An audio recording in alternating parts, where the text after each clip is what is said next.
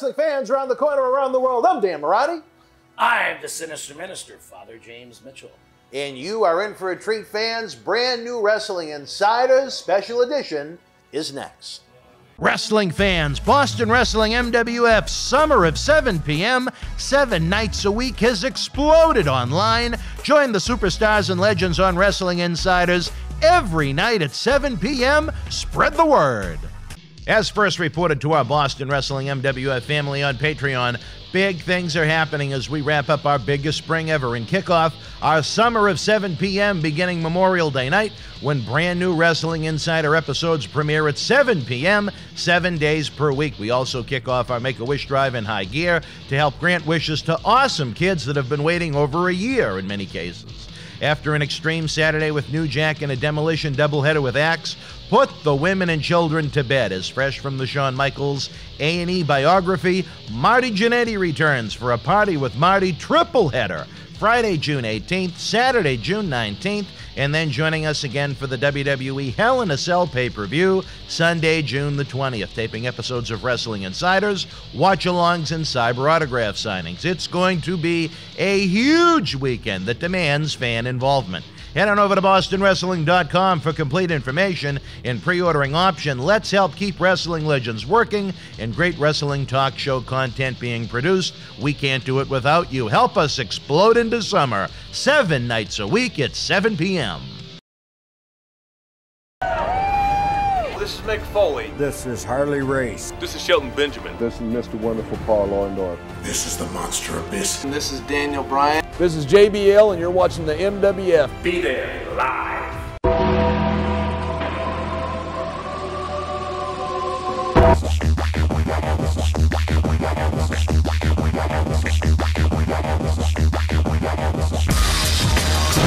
Wrestling fans, welcome back to Wrestling Insiders. Dan Marty back here with James Mitchell with our rotating Wednesday night guest. We had a great introduction to him, his life, his career, in the first installment with us on the show. The one thing, I never really asked was, did you ever have an intent to become an actual wrestler, or did you always want to be a mouthpiece, a manager? I wanted to be a wrestler when I was young, and like when I went and talked to Moolah,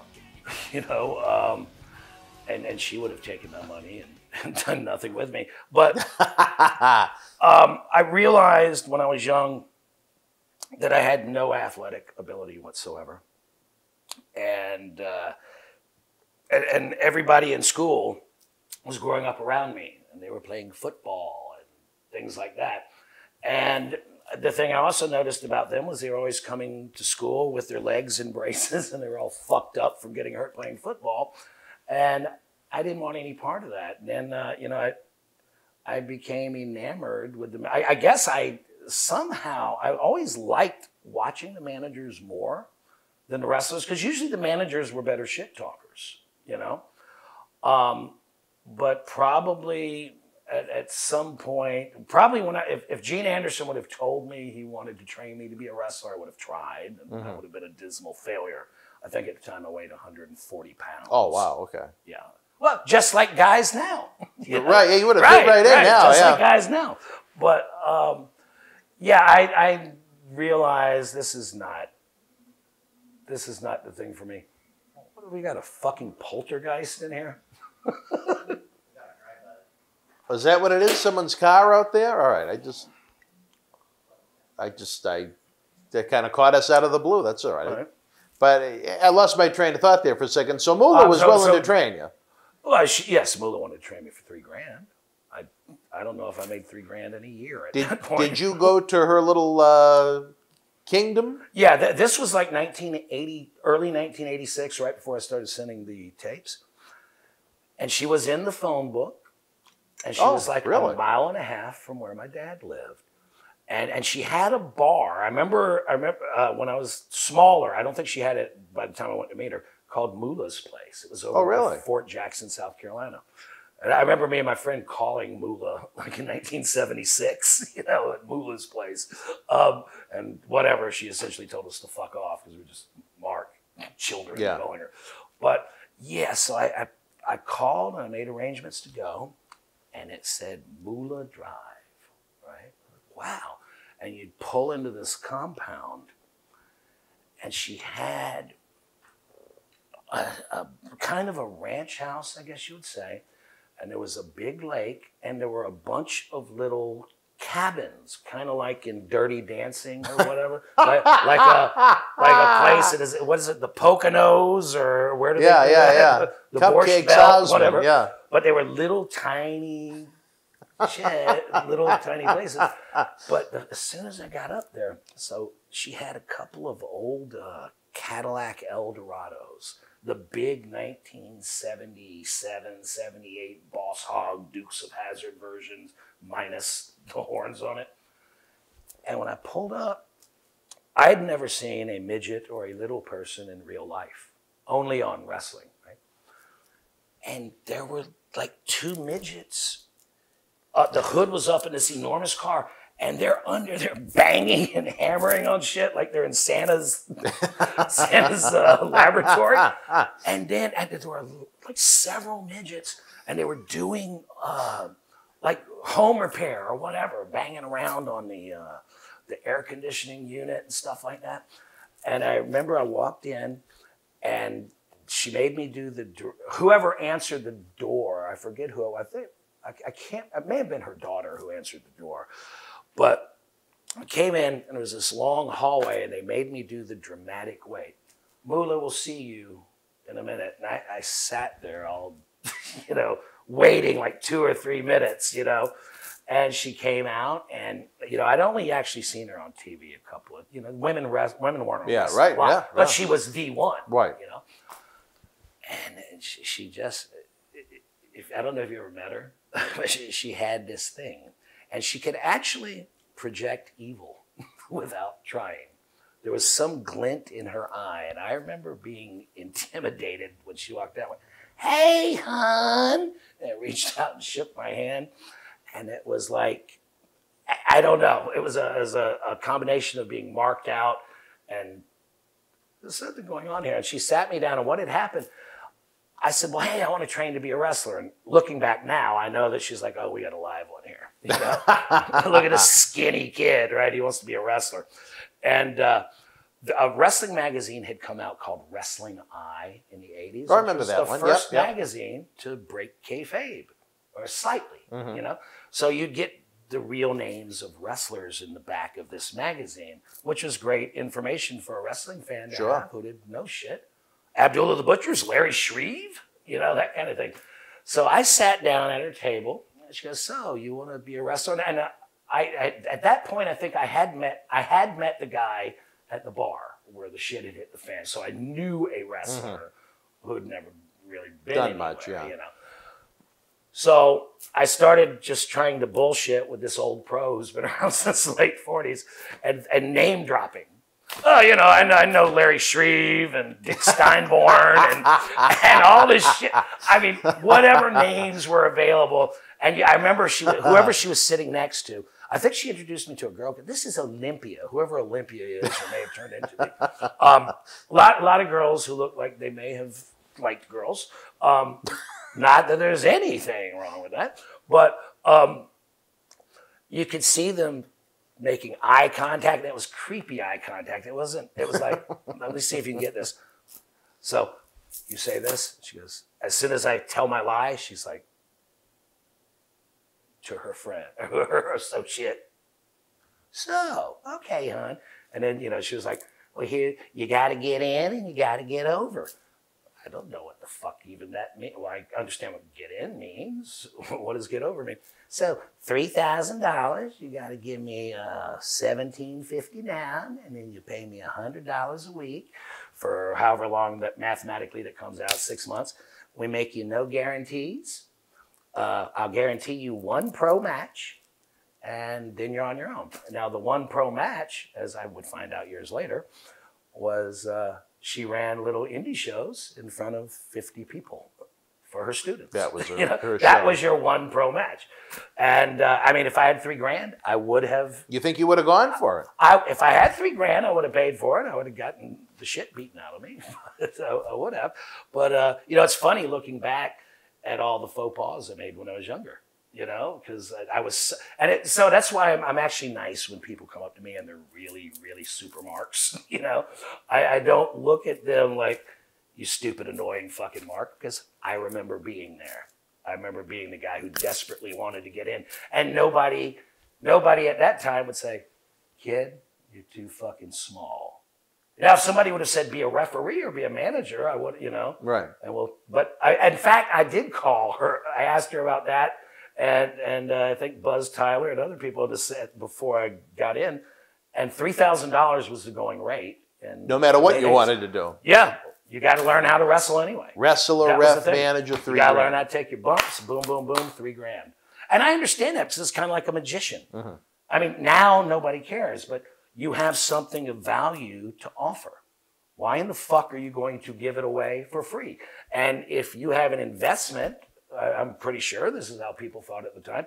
If you have an investment in that, why, you know what I mean? You've paid for it. Why are you going to stooge off and dilute the value of the illusion you're trying to create, you know? What did you think of the scandals that broke out of Moolah over the past couple of years? She may have actually been the first of the quote-unquote Me Too movement back before WrestleMania 34 when her name was removed from the first women's battle royal at WrestleMania 34 in New Orleans. There were accusations of her pimping people out, taking massive cuts of the bookings that she would facilitate, even some lesbian sex scandals involved. You interacted with the woman in person as opposed to those that comment about it on Facebook or Twitter. What did you think as that was coming to be? Well, I can tell you, when I first started coming up and working with better talent, I think before I worked with star male talent, the first star I worked with was Judy Martin. Okay. Remember girl Judy Martin? Yeah, yeah. So I became her manager, and she worked a lot for Bob Canella, but she would tell me all these stories, and I believe Leilani Kai, anyhow, she would bring the girls in. So I would hear all this chatter. The stories that I heard, obviously I wasn't there in the midst of it, they all said that Moolah would take a huge percentage of their money, excuse me, and she would, it sounded to me like sharecropping, if you know how that works. Yeah. You get to live on my compound. You get to live rent-free. We're going to give you food, whatever, X, Y, and Z. And then at the end, so I'm going to send you to Japan, and you're going to, whatever they paid in Japan, which is good money. So they're thinking, oh, I'm going to get a check for $15,000.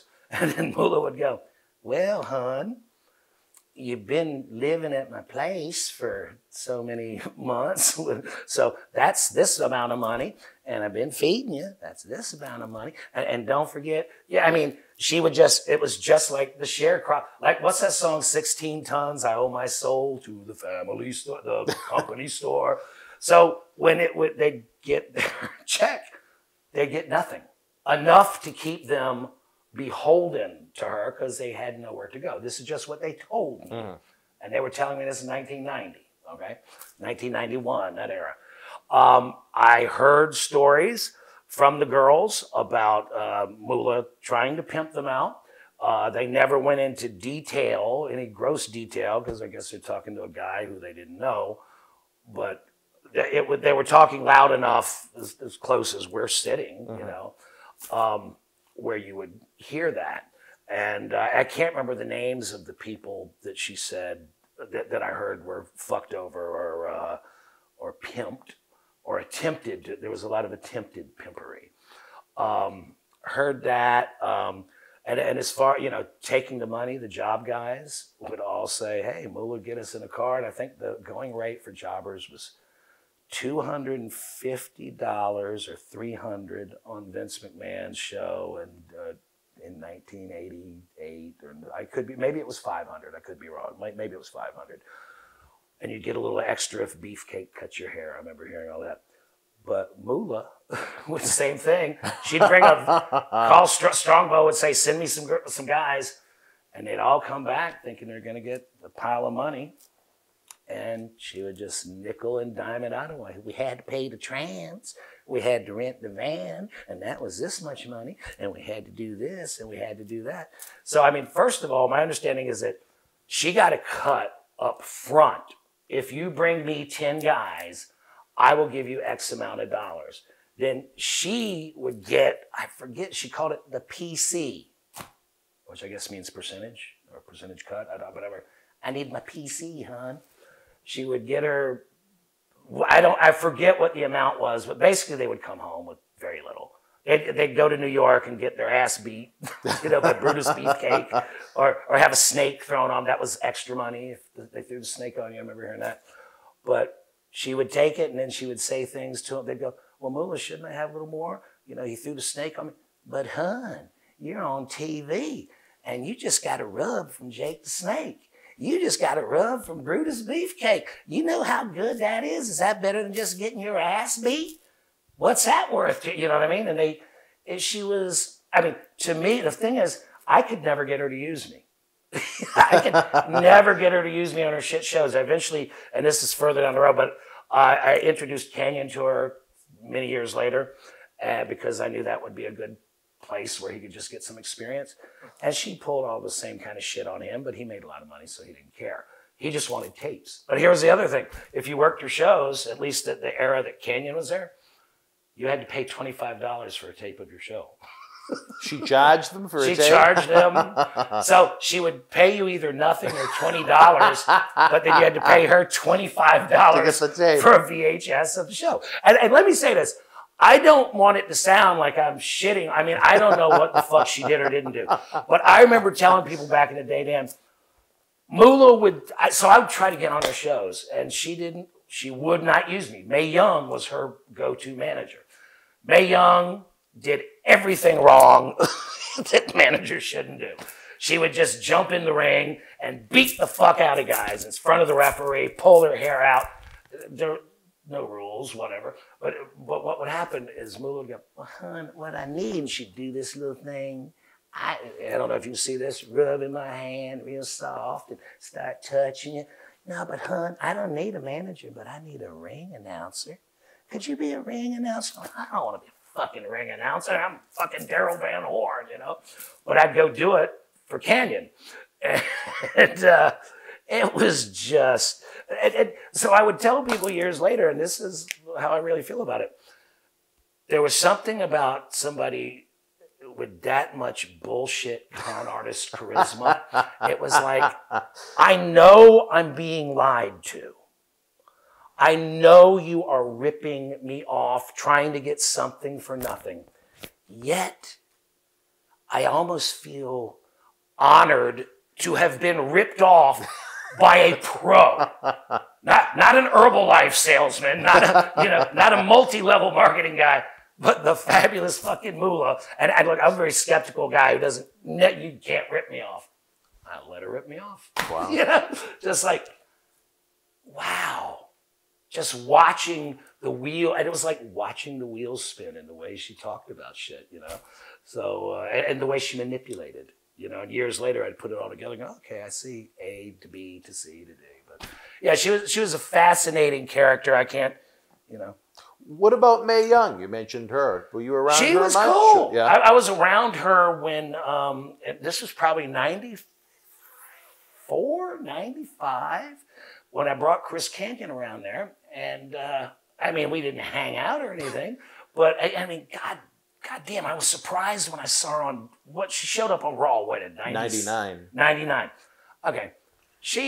That was, 5 years earlier, but she looked old as dirt when I met her. But she was a tough old broad, man. She was cool, too. Real cool. You just, funny, very profane. But it was fun, you'd see this little old lady, like Spider-Man's Aunt May, with a big fucking stogie in her mouth. And be like, yeah, fuck them guys. Yeah, fuck that jabroni. Yeah, fuck, She was tough as shit.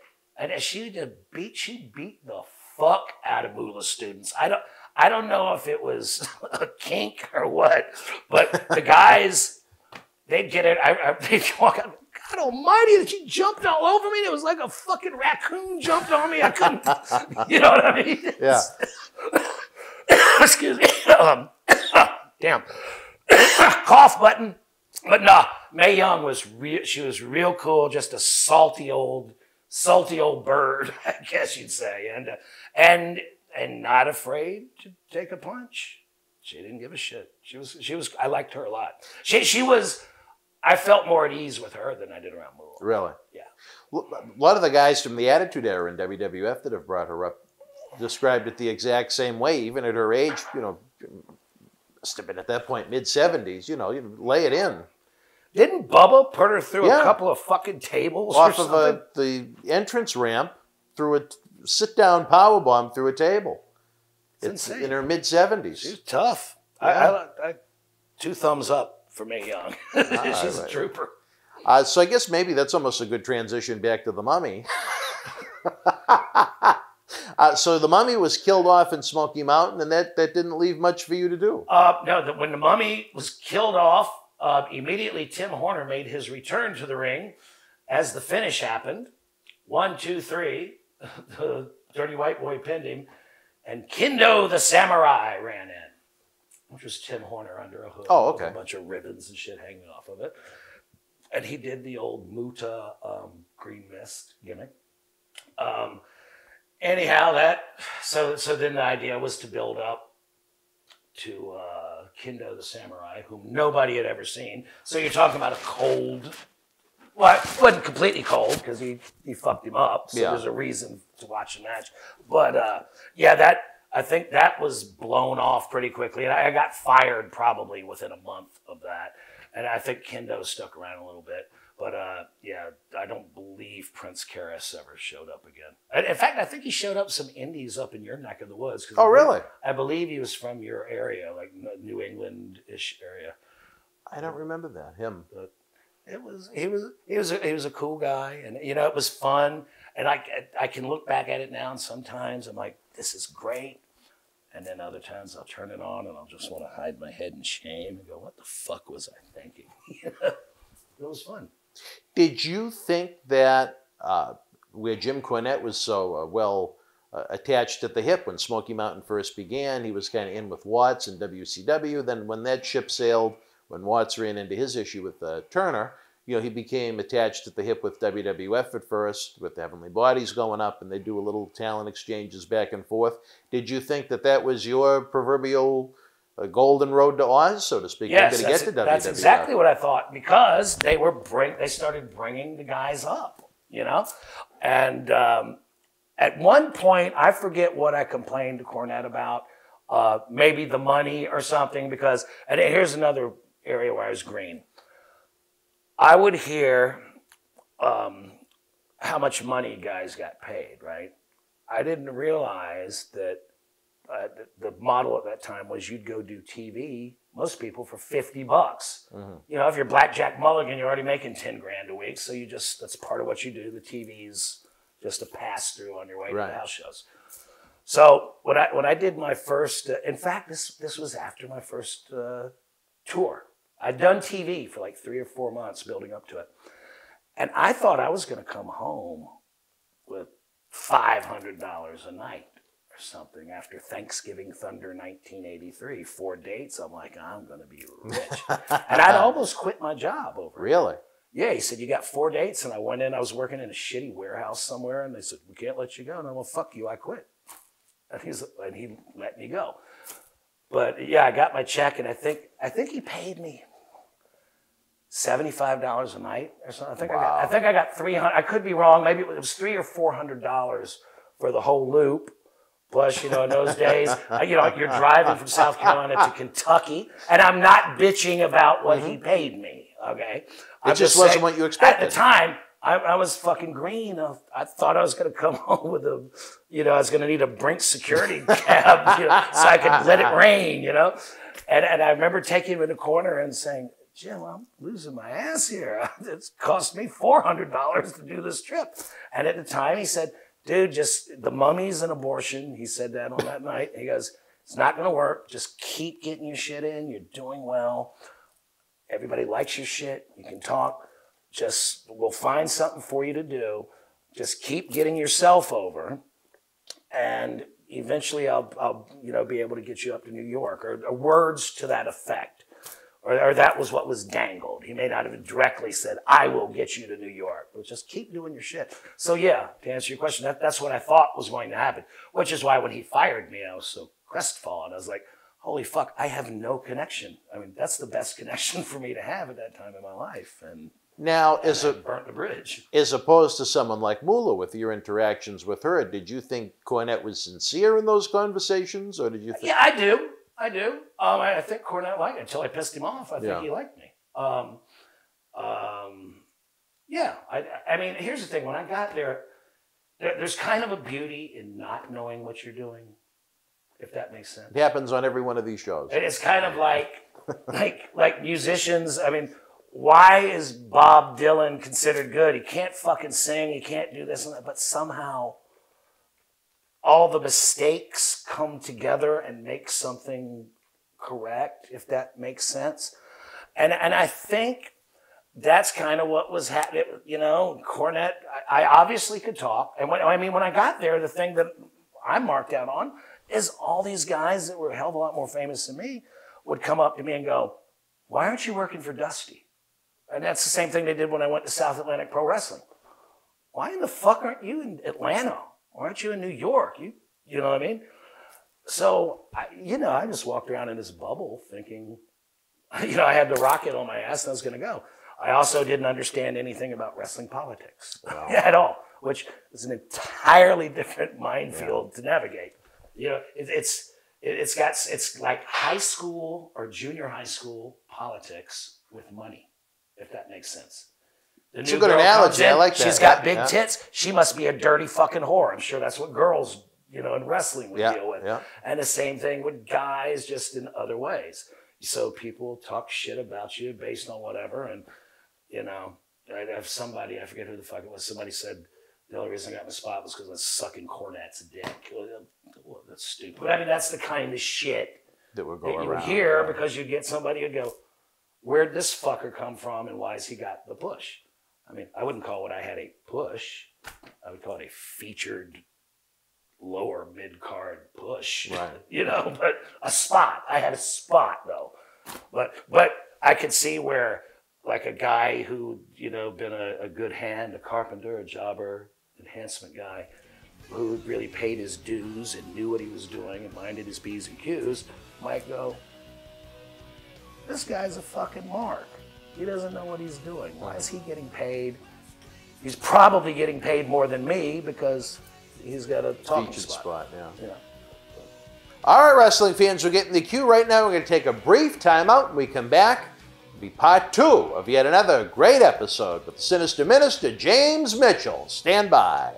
Wrestling fans around the corner, around the world, I'm Dan Marty. And I'm John Cena Sr. Johnny, we are running out of time. Head on over to BostonWrestling.com now. During WWE Hell in a Cell Sunday, it's going to be that mega raffle. For as little as a $5 raffle ticket, you can win one giant jackpot of dozens of prizes, including this right here in the middle, Johnny.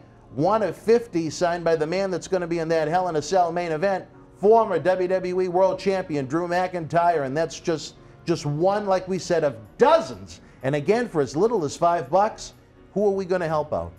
Make a wish. Kids, in some cases, that have been waiting over a year to have their wishes granted.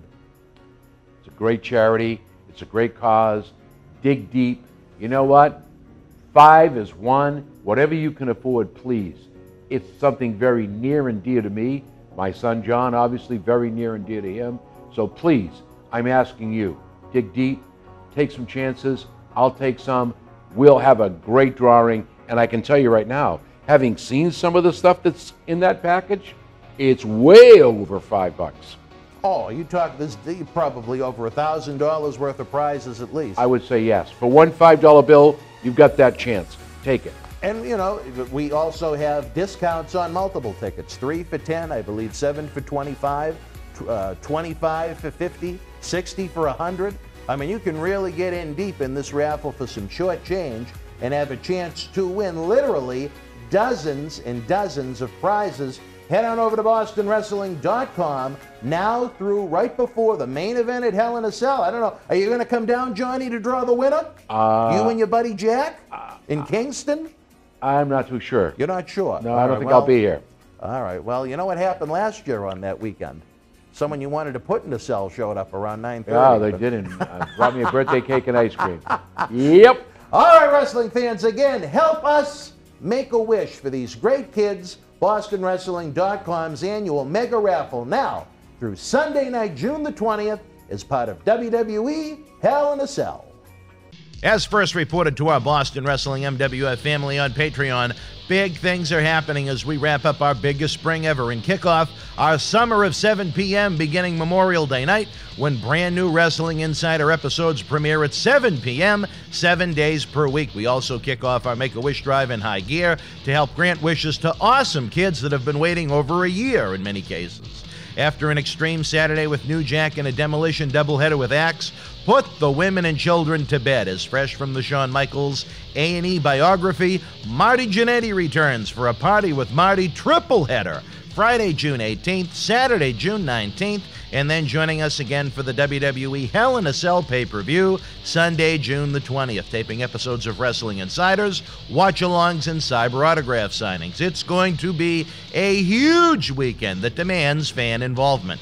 Head on over to BostonWrestling.com for complete information and pre-ordering option. Let's help keep wrestling legends working and great wrestling talk show content being produced. We can't do it without you. Help us explode into summer, 7 nights a week at 7 p.m.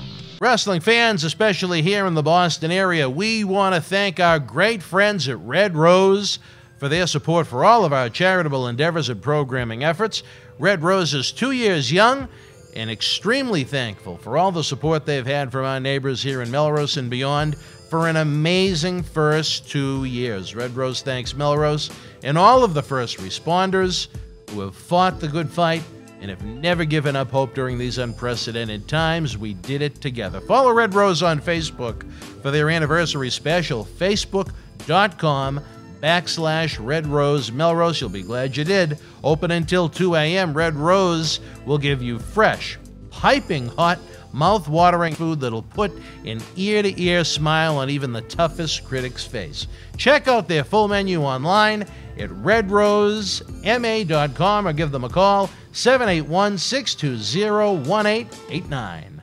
Wrestling fans around the corner, around the world, welcome back to Wrestling Insider Special Edition. Dan Marty here with the Sinister Minister, James Mitchell. It's Wednesday night. It's 10 p.m. It looks a little bright, but we are down here in the Sunshine State as opposed to our humble abode back in Boston.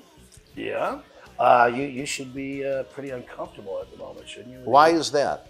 Oh, you like the heat then? I didn't know if you like a polar. I used to spend 2 or 3 months a year down here, so I'm not totally up in, not too far from Ocala. So it's not totally out of my world, but I'd rather it be April than August. Yeah. When I'd walk outside and I couldn't see out of my glasses instantly. But I tell you, maybe you should be the one that feels a little uncomfortable. Back home in Boston, there is a woman known as the Sorceress of Sex, Ellen Damsky, that was very interested that you would be joining the show. So The Sorceress of Sex, Ellen what? Damsky.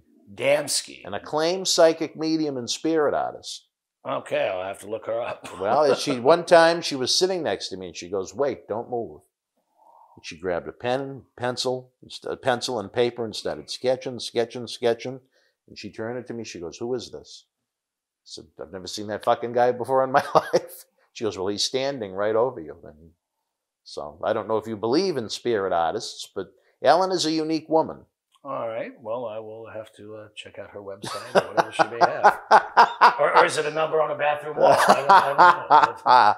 Well, and anyone that enables the nickname the Sorceress of Sex, there you go. Anyway, back to some of the witchcraft we have in our crazy world of wrestling. Jim Cornette, another guy that people have strong opinions about, both good and bad. To me, I think he's fantastic because when I worked for Tony Rumble back in the mid-'90s, Tony was smart enough to be associated with people doing big things. Right. He was very tight with Kevin Sullivan, going back to when they were kids. When Kevin was booking WCW, when Nitro was hot, he'd bring Kevin in a lot because Kevin was able to do that. And Kevin would raid the warehouse for T-shirts like you couldn't imagine that they entrusted me to sell, and they give me a cut and some free shirts, which I always thought was cool. Right. Then once WWF got hot, he got involved with NWA, which, you know, Cornette was involved with heavily. And Cornette would start to come to the shows, and he's working for the office in WWF. And I'm this high school kid, and I get to, you know, instead of being someone that spoke like I do now, I was someone that would just listen to what they were saying and trying to, you know, without, who was I? I mean, I wasn't a worker, a wrestler, or anything like that, but just someone that wanted to be heavily involved in the industry and work in the industry. What did these people that were actually doing it full time, not making the $25 and $50, what were their thoughts, their observations, their opinions, the lessons they were trying to teach? So to me, I have nothing but great things to say about Jim Cornette, my interactions. That's the best education to have. Shut the fuck up and just listen. And now all I do is talk. So look yeah, what, but, look what I happened. mean, at that point in your career, instead of asking stupid questions, what about the time you and Ronnie Garvin were in a cage match, which most young wrestling fans will do, if you just shut the fuck up and pretend you're in the back seat on a long car ride in the territories, you learn so much. So, I mean, I got to the point where I would just pretend to be asleep. Because, you know, there's some people you'd be traveling with who are like, who's this guy? I don't fucking know him. So I'd just pretend to pass out, you know, and I'd just, every once in a while, and I'd hear all kinds of great shit, you know. Because they thought you were out cold, yeah. Yeah. Go. In your opinion, what's the best thing about Jim Cornette? Goddamn, Jim Cornette. I don't know that there is a better modern historian of pro wrestling than Jim Cornette. There may be. There may be somebody Cornette may have to consult on some strange little niggling little something over here in an obscure pocket. But in terms of the history of pro wrestling, excuse me, Cornette, I think he's the gatekeeper, you know, and so there's that. Besides the fact, he's fucking amazingly talented.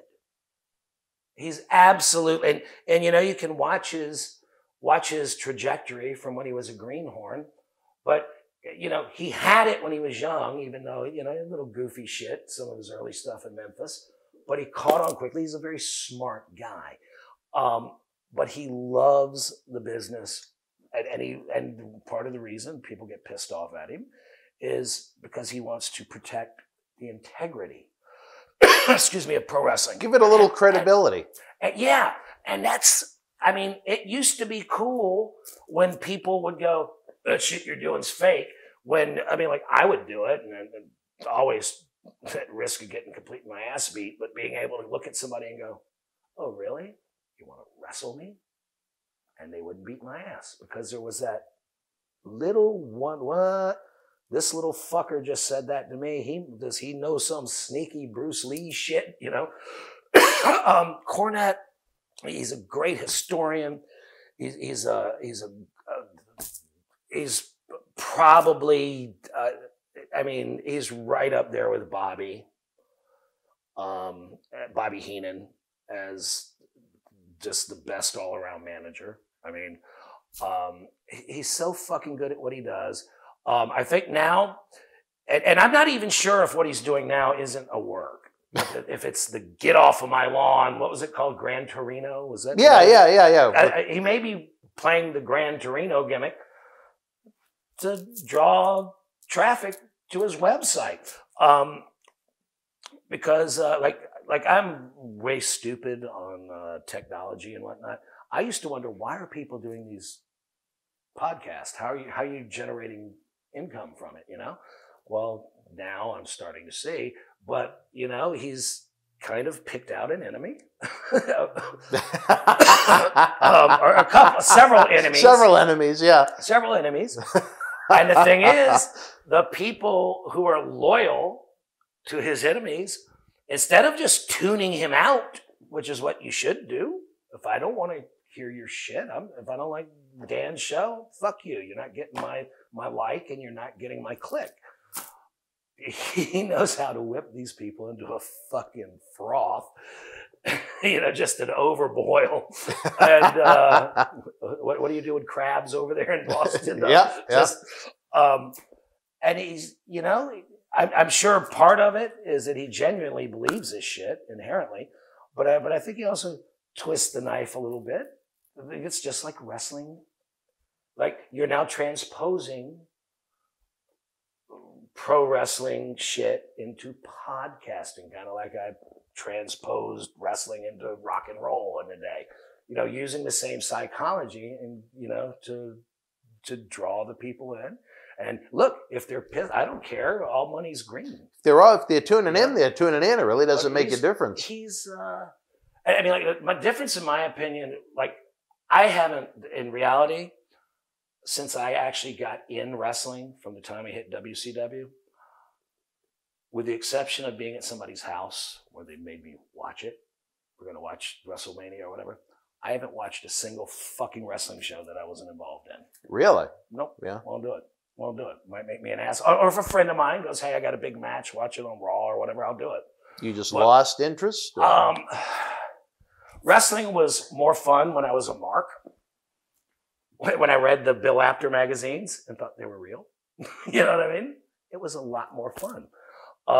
Now you see how the sausage is made, but then I quit watching wrestling. So I can't, people ask me to pass judgment on AEW or NXT or WWE. And the truth is, I can't.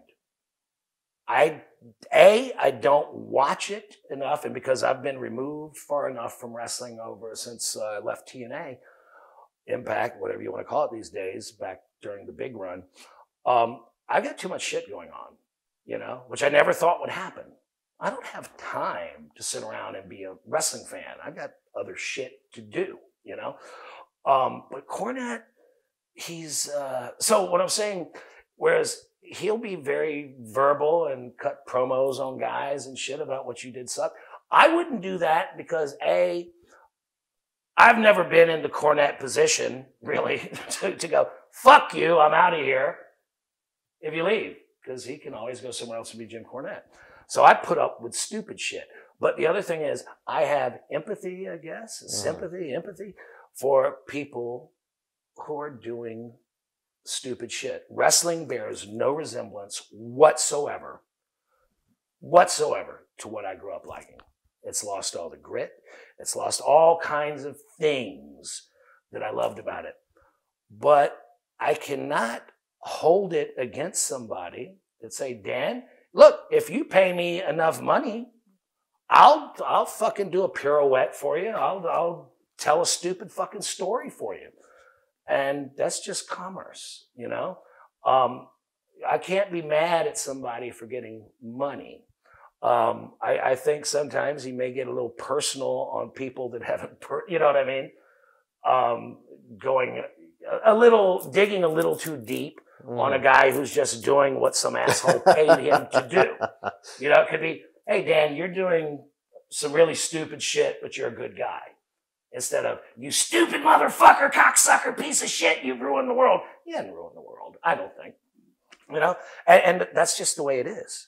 I love the fact that Jim Cornette, is still sitting here holding the torch for the old days. And I wish wrestling went back to 1977 on all levels. I wish there were territories.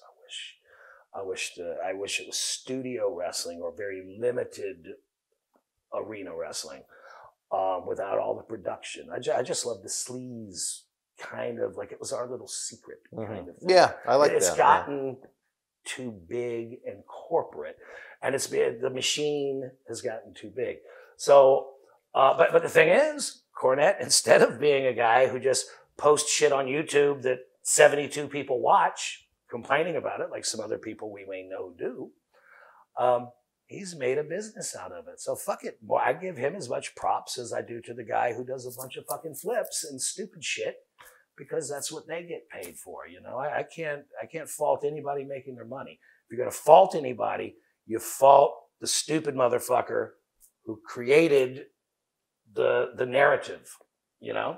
Just like I wouldn't be mad at 1983 Rockin' Wrestling WWF because those original guys, they were all fucking badasses. Roddy Piper, Jimmy Snuka, Don Morocco, all those guys. That's not their way of thinking. That was Vince's vision, but they got paid so much money and they said, fuck it, I'm going to do it. And that's, so I think Cornette actually now has kind of got himself he's got a built-in audience of people like me that are to the right of Ole Anderson on what wrestling should be. And then the people who are so upset that he's poking their sacred cows, with the Cornette prod. I have nothing bad just about Jim Cornette at all. As a promoter, when you worked for him in Smoky Mountain, was there anything that you particularly maybe didn't care for or would have liked to have been a little different other than the envelope at the end of the night or week? But I'm not even complaining about the envelope because after that first show, I realized what it was going to be. He said, look, motherfucker, you're on TV. Unlike what Moolah would have done. No, I think he understands the psychology of wrestling. I think he understands how to promote a town. I think he understands what it takes to draw heat, et cetera, et cetera. And look, if you're going to go into a new market, you have to educate them. Like, let's say, if Jim Cornette, which would never happen, started Smoky Mountain 2.0 and went to run into the towns at Pro Wrestling Guerrilla, who else does he hate? Whatever. Whatever. Any of those. Yeah. Into the Joey Ryan territory. It may take him a few weeks, but he eventually would draw. And he would draw better, I think, because he understands what would get the average person, to come in. He already knows what the hardcore guy wants. And plus, he's got the built-in audience of people that are going to pay fucking tickets to say, fuck you, Jim Cornette, you suck, and AEW rules or NXT rules or whatever the case is, or I want to take a dick flip from Joey Ryan. People will pay to do that. No, I think he completely gets it. He understands the production. I hate this. In wrestling terms, he is a fucking national treasure. And he is a link to the old school that, all these guys are dying off, And if you don't have a guy like Cornette there to keep that history out there, eventually it will be erased. Just like the fucking tombs in Egypt, somebody is going to knock all that shit off and replace it with whatever revision of history they want. So I think it's important that he stays around. And they don't put him on camera. Yeah. Well, he's done very good for himself, as you've said, with that podcast. It's one of the more popular ones out there. And Cornette's Collectibles apparently makes a fucking with merchandise, yeah. So good for him. Hopefully someday, knock on. Well, we don't have any wood to knock on, but we can only wish to get fake wood. Fake wood. There you go. All right. You mentioned a man that is a friend of the show. We've had him with us several times. I think he was in Smoky Mountain around the same time as you. Paul Orndorff. Any memories of my old buddy, Mr. Wonderful? Paul Orndorff, I first met him when I was working for that promoter from Augusta. Mm-hmm. And I think Orndorff had just come off of WCW. This is like October of 1990, 91. I could be off by a year. But the promoter called me up and said, I'm going to put you with Paul Orndorff against Ronnie Garvin, who also had just, been the NWA champion. Well, maybe that was a few years earlier, but he would have been fresh from WWF, WWF at that time. So that was a big fucking show. And completely fucking marked out. Like, holy shit, I have just jumped from Moondog Spot, no disrespect to Moondog Spot, to Paul Orndorff in the main event. And I think when I met him, first time we were in Winston-Salem, North Carolina. And this is one of those things where I learned some shit about wrestling from him without him sitting down and teaching me, like, by the seat of your pants as you're there. I wanted to do as the fucking greenhorn. I came in and Bob Canella used to let me go deliver the matches, finishes and whatnot. And I would say, well, in this spot, I'll trip the guy or do whatever, and then like a greenhorn manager, I want to get like a couple more spots than I should. So he and Ronnie basically kind of said, I think one spot was I wanted to trip Ronnie and he'd go face down. And Ronnie kind of looked at me and I remember looking at Paul like, no, you'll grab my foot and I'll kind of stumble, but I'll hold the rope or whatever. Basically a fuck you. Who are you, greenhorn? But anyhow, I remember we got out there. Fucking place was packed. This guy ran good shows, like a big ass high school or something. But they walked out there. I remember they didn't call their match. Whatever the finish was, whatever the finish was. And other than that, they sat and talked about hunting, right? And so I'm sitting there wanting to be a mark and capture all this wrestling knowledge. They didn't say shit about wrestling, him and Garvin. But we got into the ring, and I remember the place went crazy. And I remember Paul Orndorff leaned over to me and he started going, cheaty, cheaty, cheaty, cheaty, cheaty. He'd not call. I didn't even, and I'm hard of hearing anyway. I'm missing some shit. Cheaty, cheaty, cheaty, cheaty. And then as the match goes on, but basically he was getting across that we were communicating. And to this day, people will now tell you that I'll lean over to them. Well, when the introductions, I go, chibi, chibi, chibi. I'm like, what the fuck? But as the match was going on, he started calling spots for me to do without calling them. So like he's got Garvin down in the fucking headlock. And he starts kind of doing this. And I don't know what the fuck to do unless, it's ABC. And he gave me kind of like a big Iggy with his eyebrow. And I jumped up on the apron, just thinking, what else am I going to do? And then Garvin rolled him up, 1, 2, 3, while the ref fucked with me. And I went, oh, I get it. You know what I mean? And we did that a couple more times. And then there were things throughout that match where, without saying a word, Paul Orndorff taught me how to be a fucking manager. And I remember coming back after that and going, I have just jumped from here to here, not just because I was managing Paul Orndorff, who probably wouldn't fucking, if he saw me right now, he wouldn't remember my name. But it was watching the way they worked. It was the way they called things and the iggies they gave each other. Mm-hmm. Or like he leaned over and at a certain time, he leaned over and he gave me the office, for those, the office, which means do something. Normally, at that point, I would think I should know in advance what you're doing. But no, and I forget what the spot was, but he gave me an office over in a corner, and I looked at the situation and did something. You know what I mean? So anyhow, I met him, and he was a fucking great fucking heel, a great performer. And I remember meeting him when I went to WCW years later, and he was running the power plant. Yeah, cool. Yeah. A great fucking talent, really, really cool guy. Certainly a legend in the business.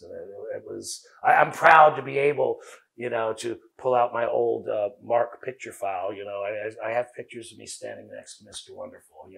That used to be when people would go, "You're in wrestling. Who the fuck are you?" And I could pull out that 8x10. So, well, hell of an. I like Paul an awful lot. I loved having him with us. Hopefully, he's going to be with us again for an event when we can get back to normal. But with his health, I don't know how many more interviews he'd be able to do. But you never know. You never know. He's an intense guy, but just an honorable guy, I thought. Yeah. I liked him an awful lot. Good man. But again, folks, we're running out of time on this episode. Had a blast. Is the Sinister Minister, James Mitchell, returned yet again, and he's going to be back again, don't worry. We want your feedback, though, on these episodes. If you're watching the premiere Wednesday night at 10, send us a little message in the chat box. As always, the super chat is open. If you're not watching the premiere, you should have joined us. We had a lot of fun. But you can leave a comment in the description box below. Let us know what you think. We'd love to have Jim back more. Bring Jim back up to the studio in Boston as opposed to this on the road kind of spring and summer that we have. And it's very new to us. It was very complicated to get all of this equipment across the country, but we did it for your enjoyment. So don't forget to tip the bartender. For Jim Mitchell, I'm Dan Marty. We'll see you soon on Wrestling Insider Special Edition. Good night. The World Wrestling Federation was live at Tingley Coliseum in Albuquerque, New Mexico, Tuesday, June the 16th, 1987. In the opening contest, Brad Rheingans beat Frenchie Martin. Ravishing Rick Rude with the win over Scott Casey. Sika defeated Corporal Kirchner. The Rougeau brothers victorious over the new Dream Team. Bruno Sammartino, with Jake Roberts in his corner, who he replaced, beat WWF Intercontinental Champion the Honky Tonk Man via countout. And in the main event, Macho Man Randy Savage with the win over Ricky the Dragon Steamboat. If you were in Albuquerque live, share your memories in the comment section below. Use the links in the description box to keep Wrestling Legends working in our eBay store and on our world-renowned Patreon streaming service so we can bring you more interactive superstar shoot interviews to relive the good old days of professional wrestling. Check it out. Boston Wrestling Sports in the MWF explodes into a new year with professional wrestling content galore and need you to join our family. Every Tuesday night at 10 p.m. after our Monday Night Raw review, it's Wrestling Insiders at your house with WWE Hall of Famer Mr. USA Tony Atlas. Wednesday nights at 10 p.m. after NXT and AEW, join Rotating Legends on Wrestling Insiders Special Edition. Every Thursday night at 10 p.m. after our NXT and Dynamite review, it's Marty Jannetty's No Holds Barred Sex, Drugs, and Rock and Roll Journey on Wrestling Insiders Party with Marty. Friday night after SmackDown, don't miss John Cena Sr.'s Wrestling Insiders Fabulous Fridays. Plus, look for classic clips, history videos, bonus live episodes, pay-per-view watch-alongs, and more. For less than a cup of coffee at Starbucks, get early ad-free access to our Wrestling Insider talk shows, our acclaimed studio shoot interview DVD library, and help keep Wrestling Legends working during the worst of times. Join our growing family at patreon.com/Boston Wrestling. Expect the unexpected in 2021.